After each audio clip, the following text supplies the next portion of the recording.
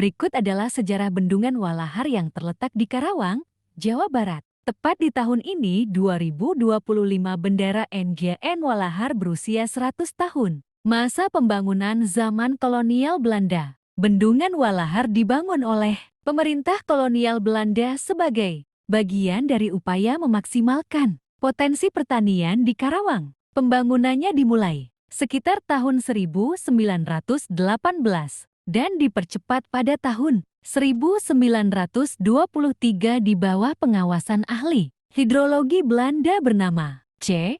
Swaenkoopman. Setelah selesai, bendungan ini resmi diresmikan dan mulai beroperasi pada tanggal 30 November tahun 1925, seperti yang tertulis pada dinding gerbang bangunan utamanya. Pada masa itu, bendungan ini dikenal juga dengan nama Parisju dan berfungsi untuk mengairi sawah seluas 87.396 hektare yang meliputi wilayah Karawang hingga Ciasem. Peran sejak kemerdekaan. Setelah Indonesia merdeka, Bendungan Walahar tetap memainkan peran vital dalam sektor pertanian.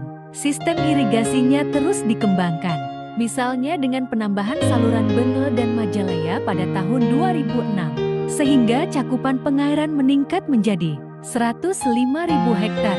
Selain itu, air dari bendungan juga mulai disalurkan untuk kebutuhan industri dan rumah tangga. Dikelola oleh Perumdasa Tirta II.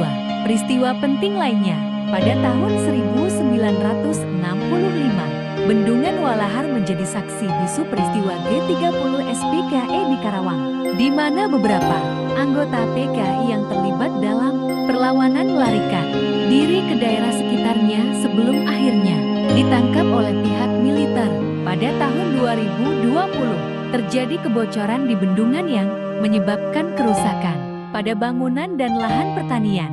Namun telah dilakukan perbaikan untuk mencegah insiden serupa. Status saat ini, sekarang, Bendungan Walahar telah memasuki usia lebih dari 100 tahun dan masih berdiri kokoh. Ia dianggap sebagai warisan sejarah dan budaya Karawang, bahkan diusulkan untuk masuk dalam daftar pelestarian cagar budaya. Selain fungsinya sebagai infrastruktur irigasi, bendungan ini juga menjadi destinasi wisata heritage yang populer, dengan banyak masyarakat yang mengunjunginya untuk bersantai, menikmati pemandangan, dan mencoba kuliner khas seperti papis jambal haji yang berada di dekatnya.